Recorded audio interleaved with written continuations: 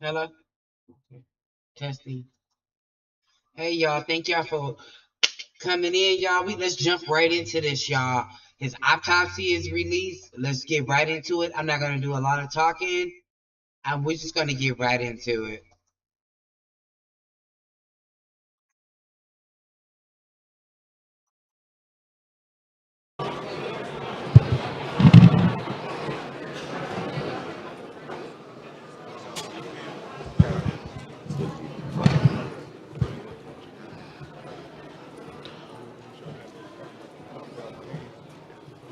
Good morning.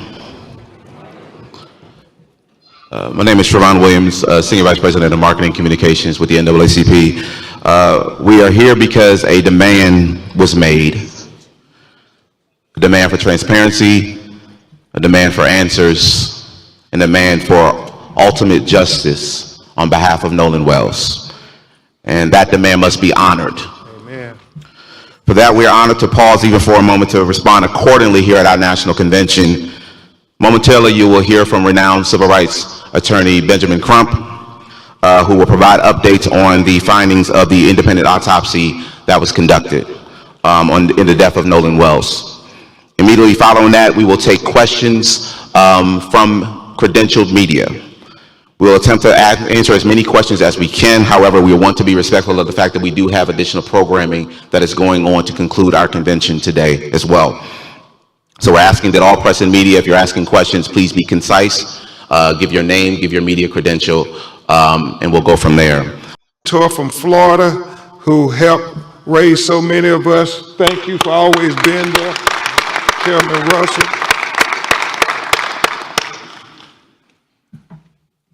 As President Johnson said, I'm Attorney Ben Crump, representing the family of Nolan Wells, but it's not just me, it is a team effort of incredible, dedicated lawyers and investigators and paralegals.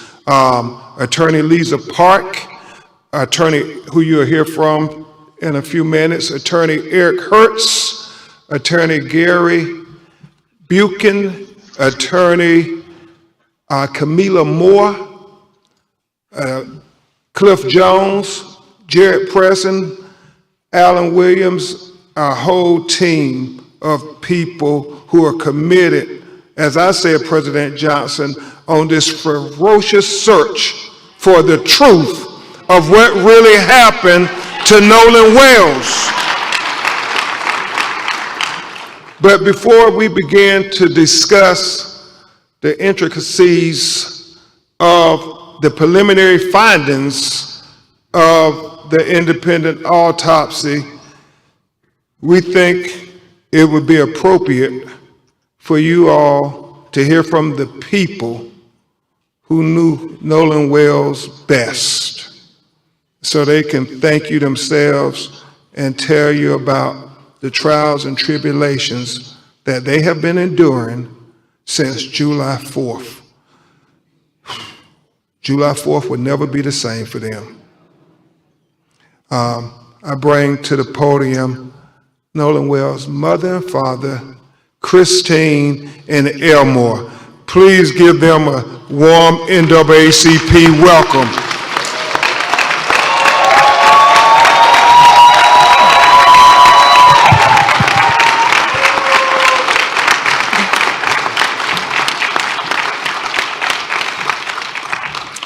First of all, I want to say thank you all so much.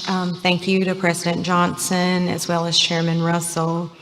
This has been a difficult journey. Losing a child, it truly breaks your heart. It is a pain that is just, you can't measure it. Especially someone like Nolan, who brought so much joy and light and life to everyone. You don't find too many genuine people like him. So to lose that light at such a young age under these circumstances has been absolutely difficult, which is why we've gone this route. There's so many people out in the public asking all of these questions. But the only question that we have is what happened to our son. That is the only question.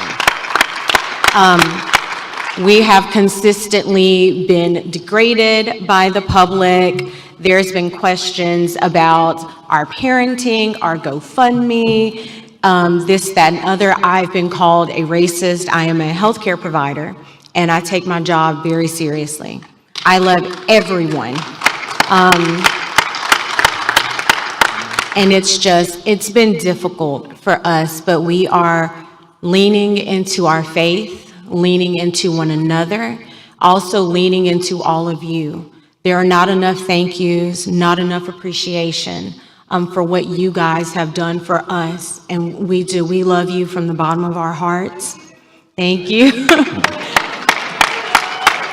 And so it is our hope that our local authorities will do what they need to do, because us having the preliminary autopsy results and hearing nothing from them, it's heartbreaking and it's concerning, which again is why we are here, why we have asked for this help. So again, thank you all so much for your support. We appreciate you, we really do.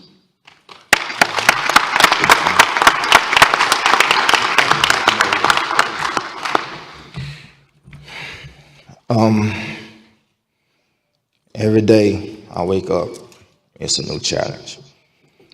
Knowing that a part of me I will never talk to, I will never hold, I will never play around with or get mad at, it's not here anymore. Nolan brought a lot of joy to our family. He was the wittiest one out of everyone. The clown.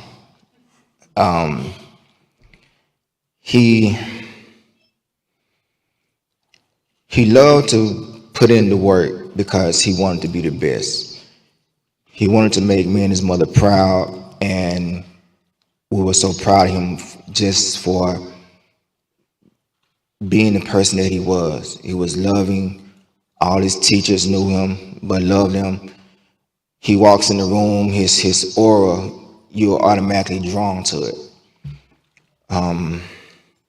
Never met an enemy, and if they were, they would eventually be friends, because they will eventually bond, and it's gonna be hard. He should be at football practice right now, calling me after practice, Dad, I made this play, or I made that play, or I get a text with 3 or 4 videos of him doing this, running this route, making this block. And what you think I should do?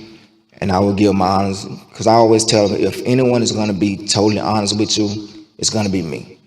And it's not because I'm being mean, but people outside of your family are going to tell you what you want to hear. I'm going to tell you what you need to know to make you better.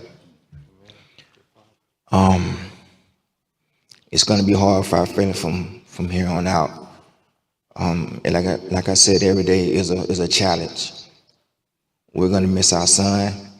And like my wife said, we just want honesty. We want to know what happened to our son, because the things that you're telling us, that's not the character of our son. We know our son.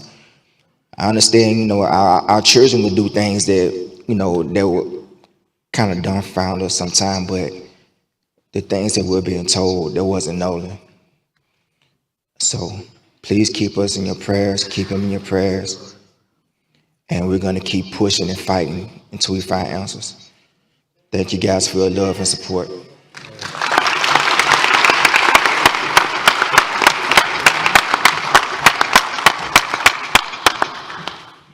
Thank you so much, Christine and Nolan. Christine and Elmore, Nolan's mother and father. Before we start to go over the preliminary findings from the independent autopsy, we will hear from Attorney Lisa Park to tell you about who was the forensic pathologist who conducted the autopsy. Attorney Lisa Park.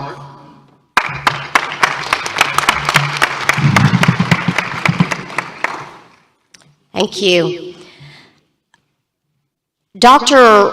Roger Mitchell could not join us today, but we felt it important before we reveal and unfold this report that you understand who conducted this autopsy. Dr. Roger Mitchell is a physician and board-certified forensic pathologist with 2 decades of experience. He currently serves as the president of the National Medical Association, which is the oldest and largest group of Black physicians in the U.S.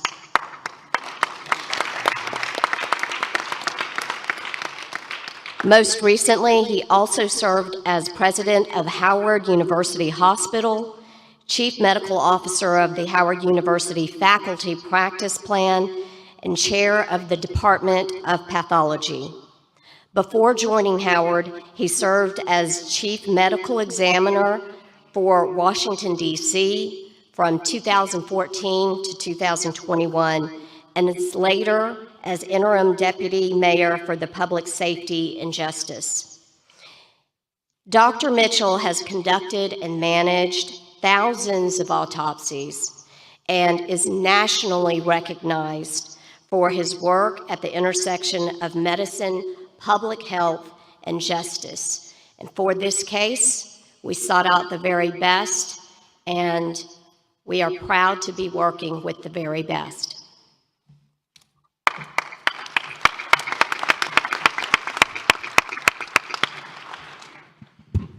Thank you, Attorney Park. I again want to express our gratitude to President Johnson, Chairman Russell, and the NAACP, because civil rights is more important than ever in the United States of America today. And so we thank you for the civil rights leaders stepping up to say that our children's lives matter now more than ever. And I want to thank all of you for getting up 8 in the morning. If people could see how many people are gathered here, they would say, you all are truly blessed to have the support of America, Christine and Elmore. And I want to thank the media for covering this matter, because they don't always cover when our children are taken away from us in highly unquestionable ways. And I do understand there's a lot of news going on in America today.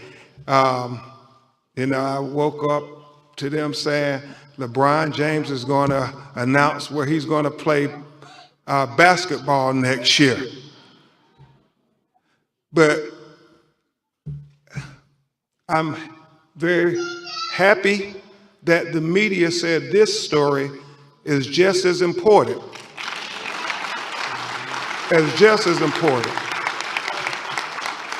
And I'm sure LeBron James and Rich Paul and Stephon Curry and Draymond Green,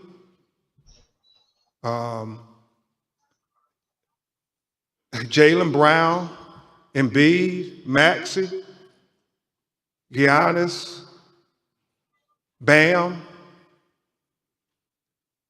and many other players in the National Basketball Association will all agree that our children's lives are far more important than where LeBron or any other player will play next year.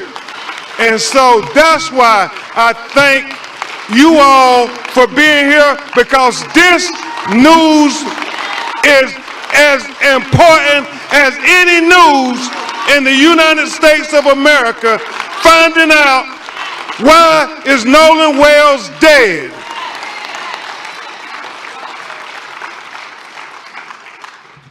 And I want to thank you all who have called the call center. I want to thank Reverend Al Sharpton.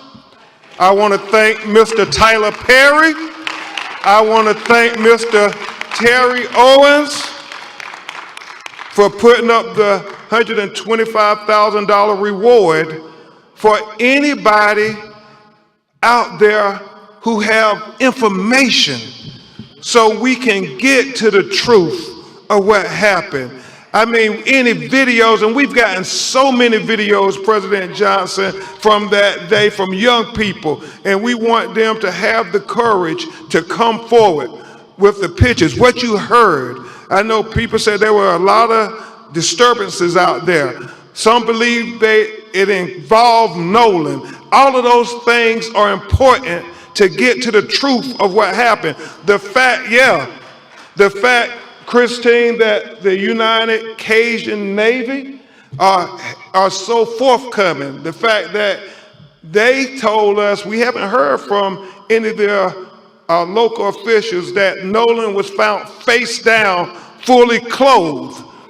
Well, that's significant to us because the last time we saw him on the videos, he was without a shirt. So at what point did he put on a shirt? Somebody saw something. Somebody knows something. There were almost 300, 400 people. Somebody knows something.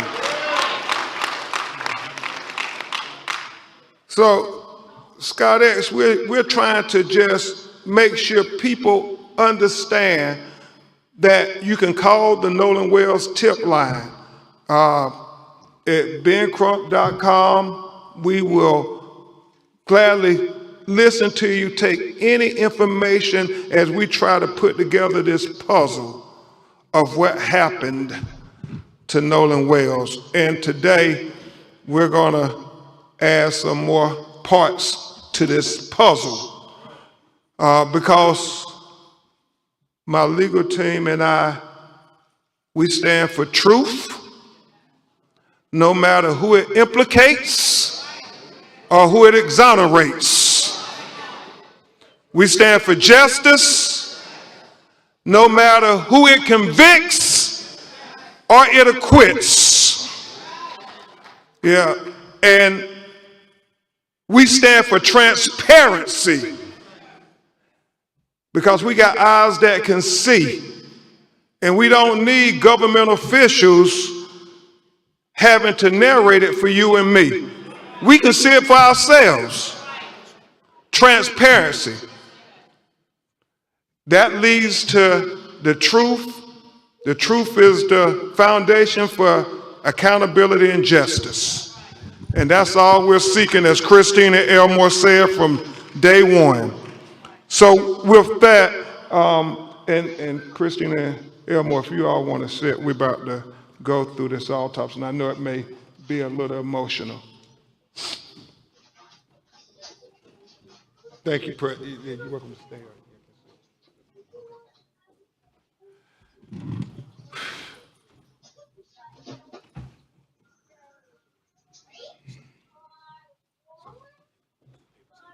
You got the partner?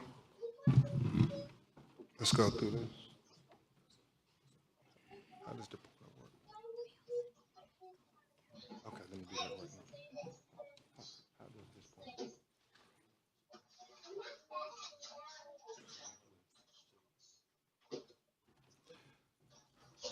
As we begin to present the preliminary findings of the autopsy, we want to especially thank Mr. Colin Kaepernick for not thinking it robbery to pay for the autopsy. This is the first one. Let's go with the first one. Put it right out.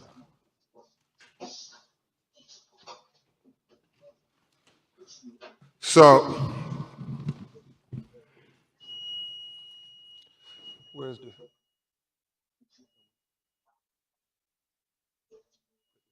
page up? This one required. I need the second page. That's the real one. Give me Nolan's picture. Give me Nolan's picture.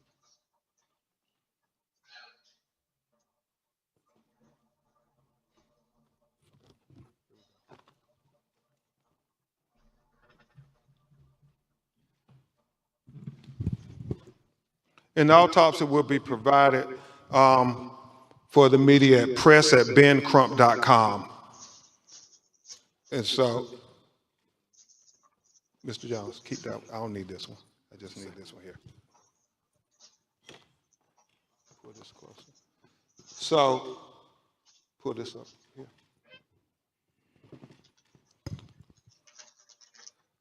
So, Dr. Roger Mitchell, board certified forensic pathologist, performed a preliminary report on the death of Nolan Xavier Wells. He conducted and presented this report on July 19th, 2026.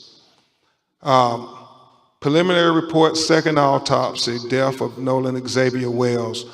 Cause of death, undetermined, pending investigation.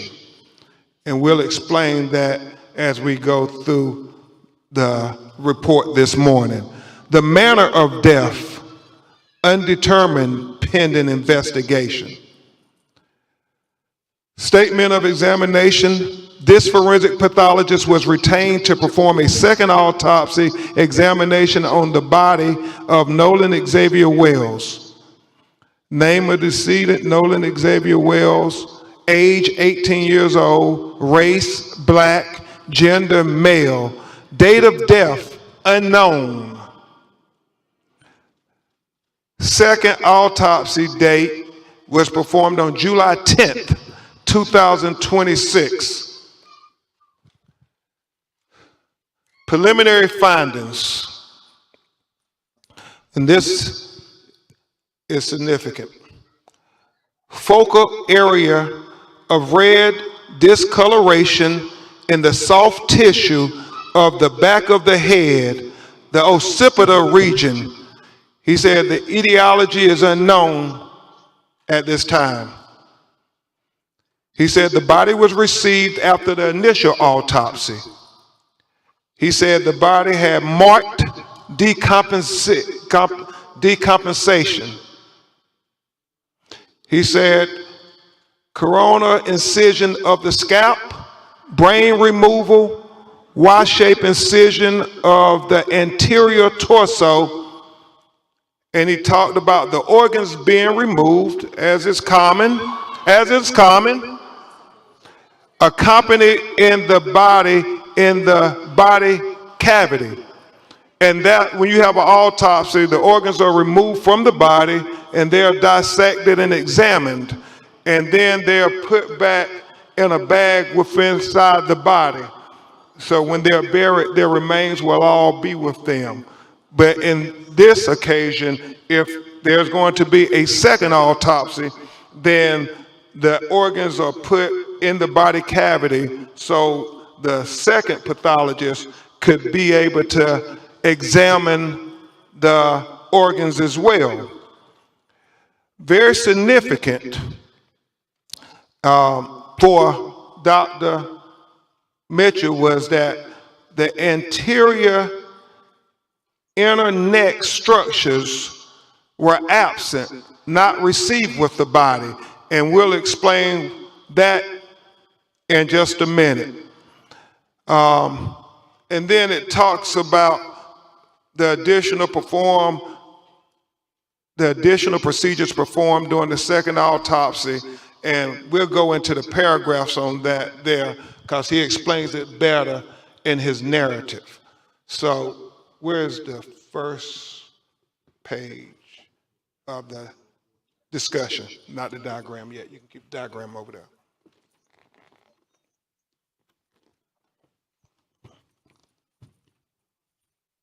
Move this back, Lisa.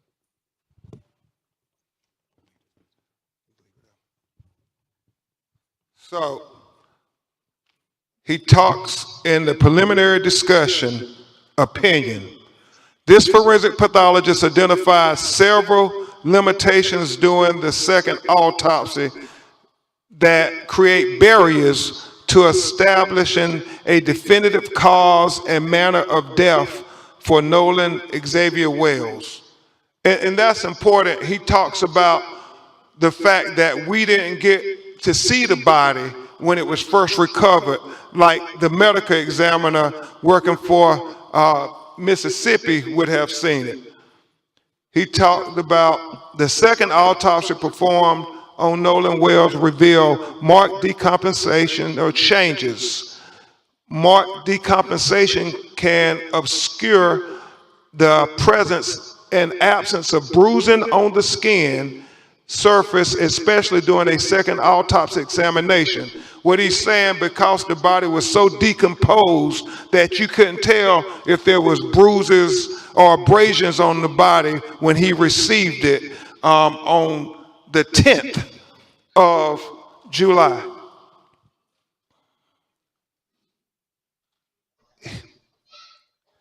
For these reasons, additional dissection procedures not performed during the first autopsy examination were performed to rule out potential blunt force injuries responsible for the death. These procedures included facial dissection, posterior head and neck dissection, dissection of the ribs, the pelvic, dissection of the subcutaneous and deep soft tissue, dissection of the back, the buttocks, the arms, and legs. He did all of this to rule out things. He ruled out there were no fractures or deep tissue injuries identified. This was very important because he wanted to be very thorough and very transparent, because transparency is the key to getting to the answers of why Nolan Wells is not with us. So he did that there and was very straightforward, very open, very open. He says, however, dissection of the back of the head during the layered posterior neck dissection revealed a 12 by 8 inch focal area of red discoloration in the deep soft tissues overlaying the occipital bone. And he talked about how he found red discoloration when he cut open into the back of his head towards the occipital bone, and he saw the red discoloration, and we actually saw the pictures of it. It's significant. You can't help but notice, why is this dark red here in the back of his head? And so he was important to note that in his report. He said that etiology of this finding is unclear. There are no lacerations of the overlaying skin nor fractures of the underlying skull.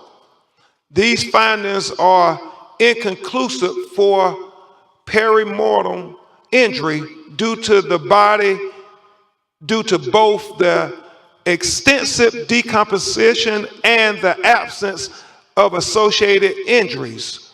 This finding, however, is significant enough to be highlighted in this preliminary report for further investigation.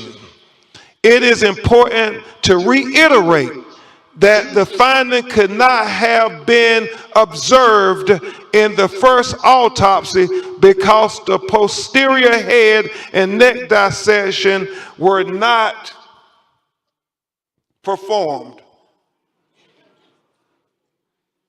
He said another limitation, move this back here.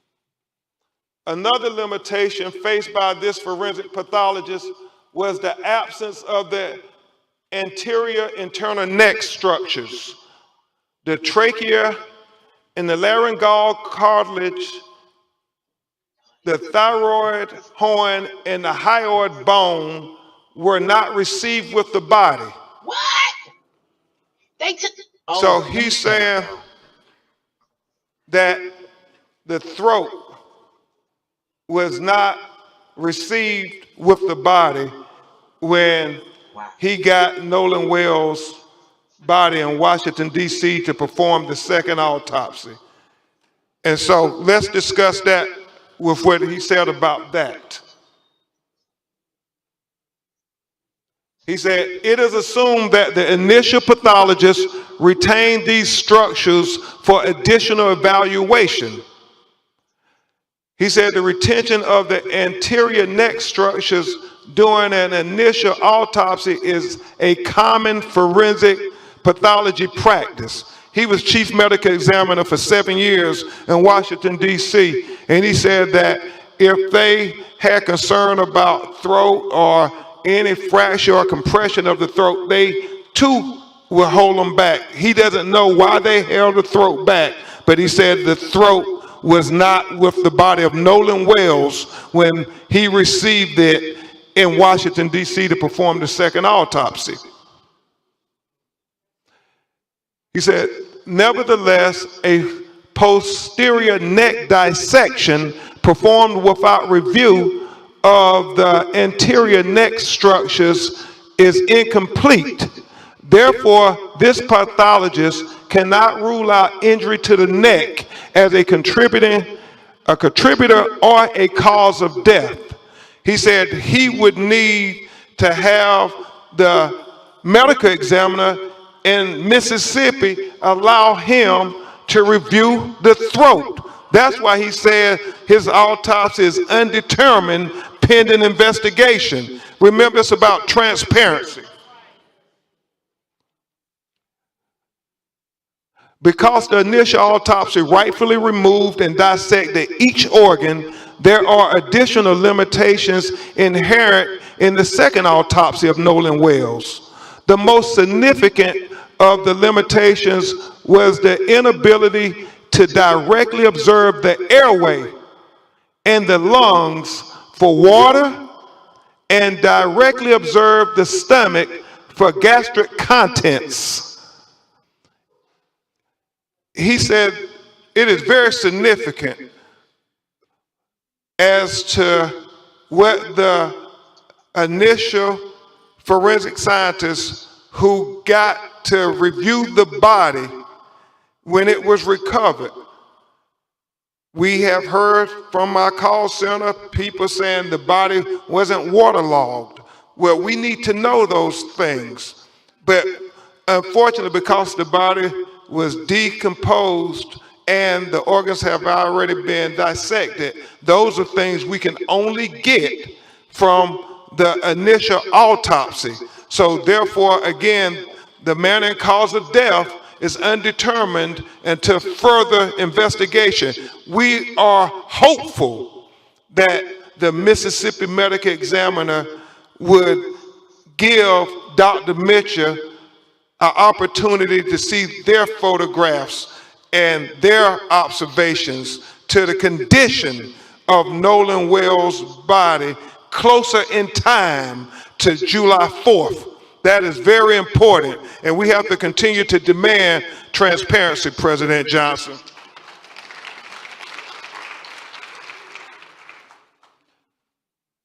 In addition, the original toxicology results have not been received at the time of this report. And we continue to wait for the toxicology to come back because, again, that will be part of the investigation into Nolan Wells' autopsy by Dr. Mitchell. It is significant to note that it's many things that go into toxicology that only Dr. Mitchell would be able to opine upon, and medical experts can opine upon. And he feels the proper place to do that is before a grand jury in a courtroom. And so we would hope that the district attorney would present Dr. Mitchell before the grand jury as well. We want all relevant information to be heard by the grand jury. Lastly, in cases where a death has occurred in or around a body of water, this is important.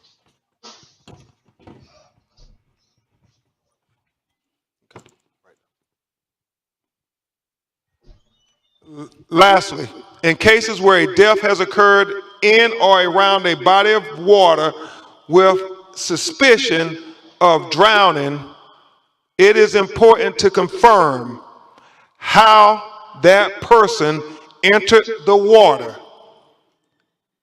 This is the crux of the matter. This information is especially important for those deaths of persons who can swim. As in the case with Nolan Wells, at the time of this report, this forensic pathologist does not know the condition of Nolan Wells. He did not know whether he was conscious or unconscious when he entered the water. He said that would be significant. He said he did not know whether he was forced into the water or unforced into the water. He said that would be significant. So he said the condition of Nolan Wells before he entered the water would be the crux of the matter. It would be of utmost importance to being able to determine a cause and manner of death. He said, definitive circumstances of death are required to determine the manner of death. For these reasons, this pathologist cannot rule out, and let me really call your attention to this. For these reasons, this pathologist cannot rule out if any intervening non-accidental factors contributed to or caused the death of Nolan Wells. Understand, he's saying based on the examination of the body, he cannot rule out foul play. That is significant. With the following questions still outstanding, number one, what were the circumstances that led to Nolan Xavier Wells entering the water? Number two, what was the body position when it was found? We know that a member of the United Cajun Navy said that he was face down and he was fully clothed. Number three, was there water in the airway? Remember, he talked about the lungs and the airways, where they fill with water. Number four, is there any evidence of injuries to the anterior neck structure? We got the autopsy without his neck. We got the body without his neck at the time of the second autopsy. Number five, is there any evidence of any intracranial hemorrhaging? He said that is going to be very significant. Things that he could not observe at autopsy that the initial medical examiner would have been able to observe.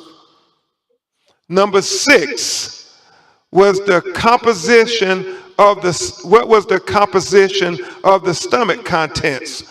He talks about that being important because when was he found? How long had he been in the water? How long had it been since his last meal? All those things become relevant factors when you're trying to do a thorough and impartial autopsy. And number seven, what are the toxicology report findings? He said the best classification again for the cause and manner of death for Nolan Xavier Wells is undetermined pending investigation. This forensic pathologist reserves the right to review and incorporate additional forensic pathology information into his opinion as it becomes available. He says, the above opinions are expressed to a reasonable degree of medical certainty. Dr. Roger A. Mitchell, July 19, 2026. And we know that, as I said, this is only another part of the puzzle. And even though it tells us significant information, we still have more questions than we have answers at this time. And we will continue to press forward and persist, Christine and Elmore, with getting the answers to these questions. Because as you, yes, we will persist, because as Christine and Elmore and Attorney Parker and I talked this morning, we know that there are so many conflicting stories. The fact that she said him being found face down, the fact that we have other videos where people who have called said that is Nolan, who is in some kind of dispute with others. We're looking at all of these things. The fact that the GPS tracking of the boat is being questioned by many. We're trying to dot every I and cross every T, because we understand that when our children's lives are at stake, it matters. Not just what happened, but what we do in the aftermath of them being taken away from us. And just like the NAACP stood up when another tragedy in Mississippi taking the life of young Emmett Till, we will stand up for Nolan Wells. Just like the NAACP and civil rights leaders stood up when another Mississippi son was taken in Medgar Evers. We will stand up for Nolan Wells. And just like too many of our young people, Trayvon Martin, Michael Brown, Breonna Taylor, Ahmaud Arbery, Botham Jean, Terrence Crutcher, Stephon Clark, Sandra Bland, Atiana Jefferson, Alton Sterling, Eric Gardner, George Floyd, Tamir Rice, the young people who I was trying to focus on. Gary, we stand up until we get the truth, until we get justice for Nolan Wells. Justice for Nolan Wells. Justice for Nolan Wells. Justice for Nolan Wells. Justice for Nolan Wells. Justice for Nolan Wells.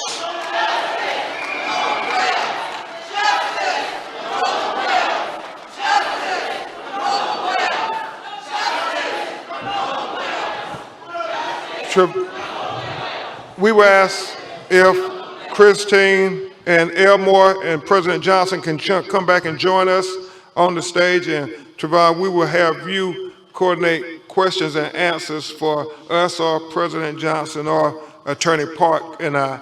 I will say this, as President Johnson comes to the stage, I was sharing this with him and Chairman Russell, Christine Clark. God knows we wish we had you at the Department of Justice now. Christine Clark. as I was sharing with President Johnson and Reverend Al and others, this is so important that we continue to talk about Nolan Wells and what happened to him, and that we get attention on him, because in getting attention on him, it brings attention, Cliff Jones, to other cases that are not getting their attention as of yet. But I'm so grateful to Christine and Elmore, because they said whatever we can do, not only to help our son, but to help these other young black boys who was killed the July 4th holiday. And I want to take a moment before we answer your questions to talk about two other young black men, both 18 years old, who were killed in extraordinary ways that are very similar to Nolan. President Johnson, 18-year-old Daniel Irvins went on a fishing trip, out on a fishing boat with two other young men. He was the only black. It is alleged that he ended up accidentally drowning, but his two white friends got his cell phone and threw it away, got his clothes and threw it away, and then went and deleted all of their text messages with him and social media. Sounds familiar? And they've only been charged with tampering with evidence. And his mother is crying out that they should be charged with murder, because if they would lie about his cell phone and his clothes and deleted messages, then they will lie about what really happened to Daniel Irvins.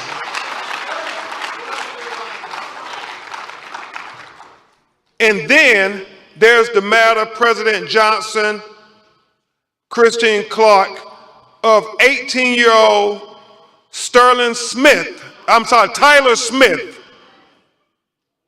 Tyler Smith, on 4th of July, was at a house party with about 10 other people. He was the only black person at the house. He somehow ends up shot in the head, dead. Some of the friends get rid of the gun. The police show up. They tell the police it was an accident. It was an accidental shooting, that they were playing Russian roulette. And Tyler Smith ended up getting killed. And apparently, Christine Clark, President Johnson, the police just took their word for it.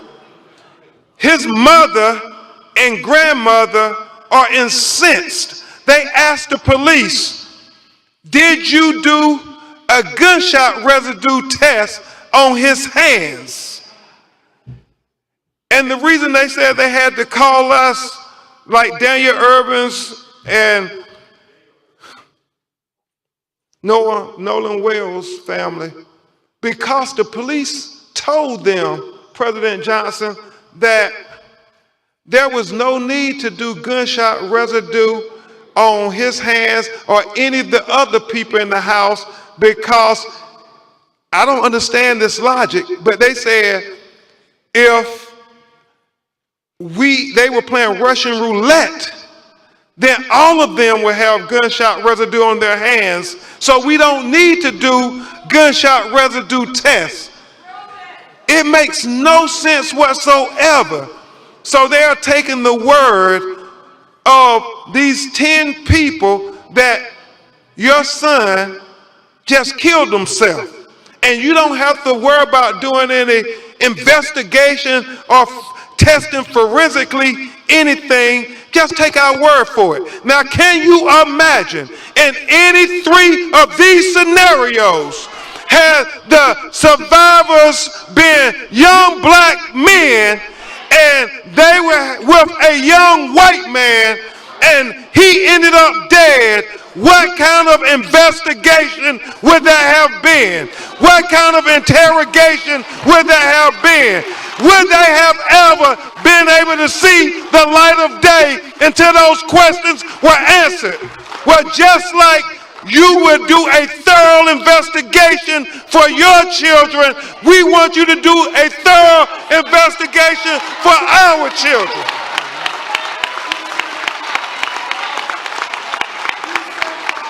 We don't want anything special. We just want equal justice. Equal justice. And so with that, I'll turn it over to Trevon to lead us in the final session.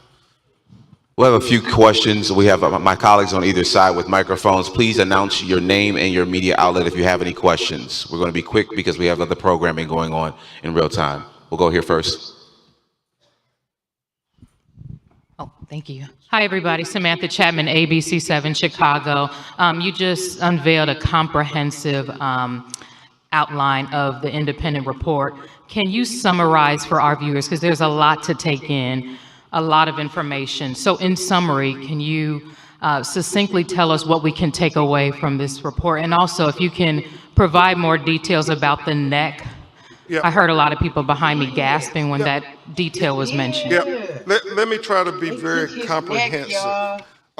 As Dr. Roger Mitchell said, that the focal area of red discoloration in the soft tissue of the back of the head, the occipital region, is significant because he cannot determine why you have that red discoloration in the back of his brain.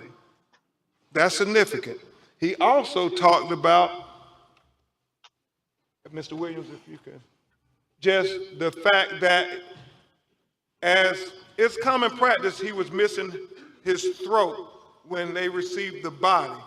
And he wants to know why they held it back.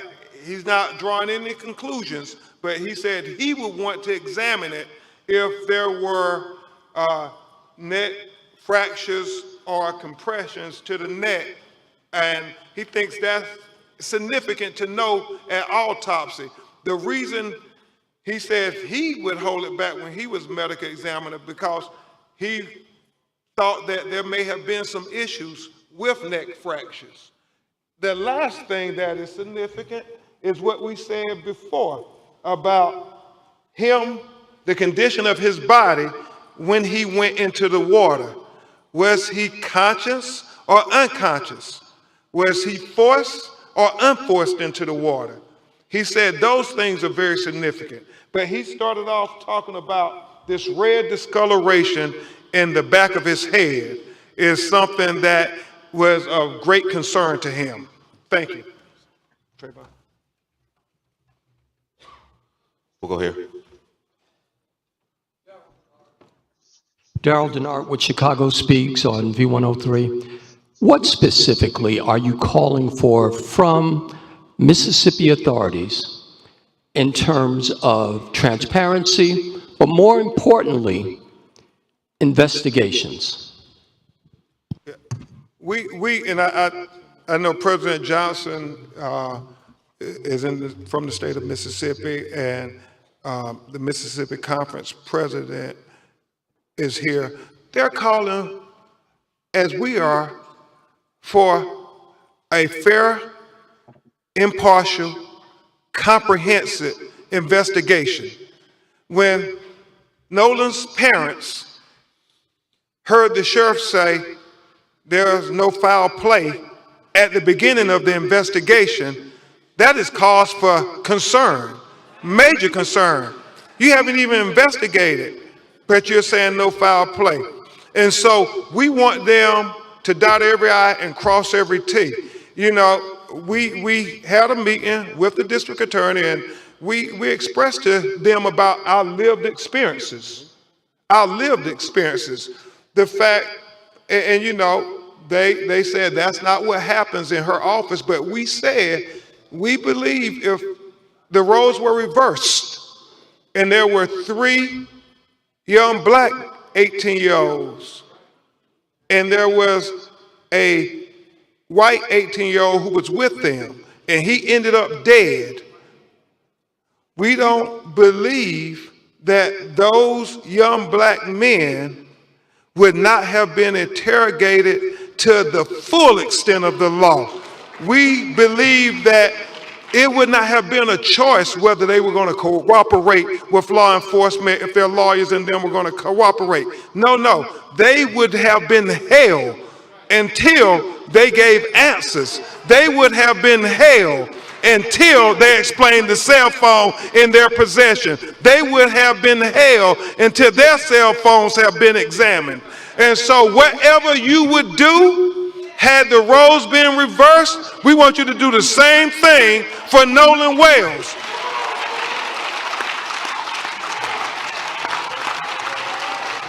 We have time for one more question, and then we're going to have a prayer with our Religious Affairs Committee with the family. One more question here. My sister. I'm Tiffany Walden with the Tribe in Chicago. I know that we're talking about a transparent investigation, but for families and people who are watching, can you kind of give a breakdown or a timeline to the best of your ability of the contact that you've had with Mississippi authorities or Ocean Springs authorities or the Cajun Navy? Have you all talked to them? Do they call you after the initial autopsy? Is it just radio silence from them? Do you have to call them? Can you kind of walk us through that process?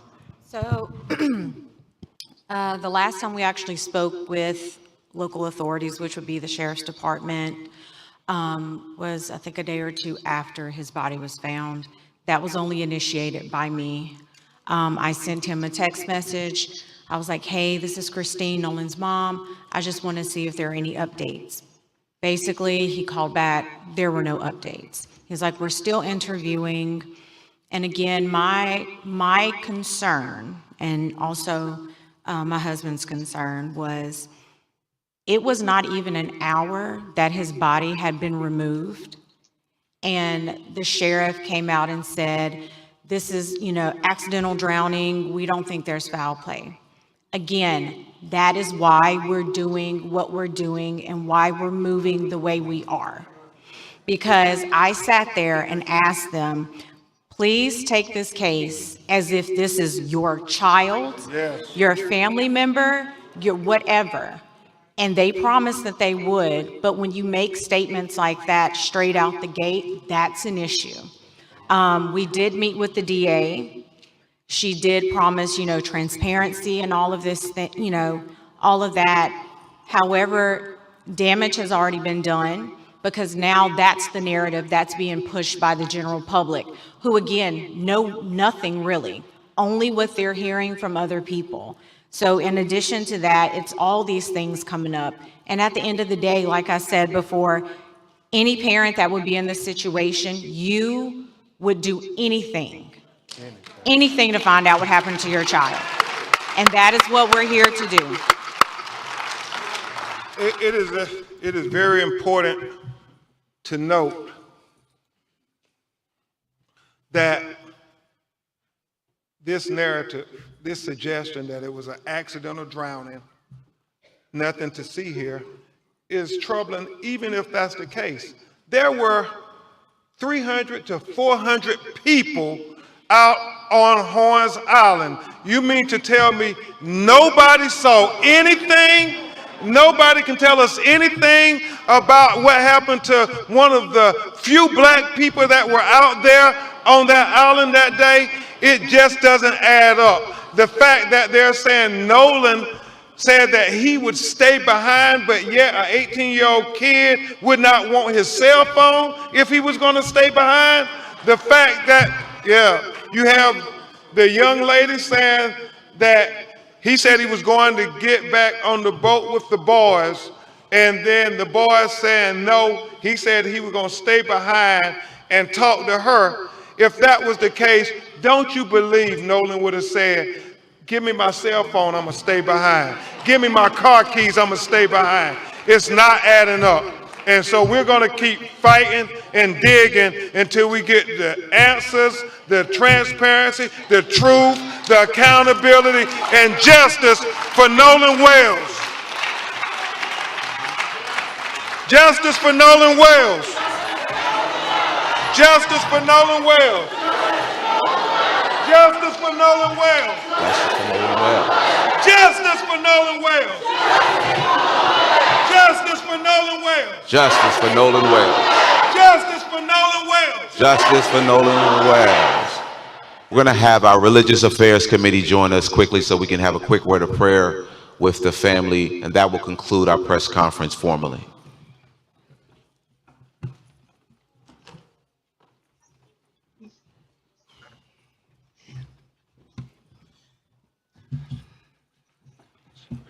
Good morning. It's a good morning in spite of all that we have heard. It's a good morning because we're here for justice. I'm Reverend Wendell Anthony from the Detroit branch and also a member of the National Board of Directors and a part of the Religious Affairs Committee, joined by colleagues who are here. I'm going to ask all of you if you would be so kind as to just link arms. Just link arms so that we can link ourselves. Yeah, y'all. This shit is crazy. His freaking neck was missing, y'all. Oh my God. Oh my God. I don't even know what to say. I don't even know what to say right now.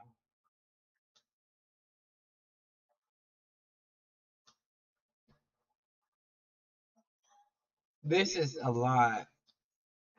Look, I'm going to end this video. Please keep the mother and the father and the family in your prayers. Keep the family in your prayers. This is a lot on them right now. They just found out their son's neck is missing. And on top of that, he had a blunt red, some type of abrasion on the back of his brain. The back of his brain, y'all. And it's crazy because a lot of videos I was watching yesterday, people were saying maybe he got choked. Maybe he got choked. And now that they saying it, it seemed like he got choked. He either got choked and fell and hit his head on something, or somebody hit him in the back of the head with something where he fell in the water or something. I don't know. But this shit is real fishy to me. His neck was missing, y'all. Oh my God. Oh my God. I'm gonna end this video and I'm gonna come back with another one. Thank y'all for watching.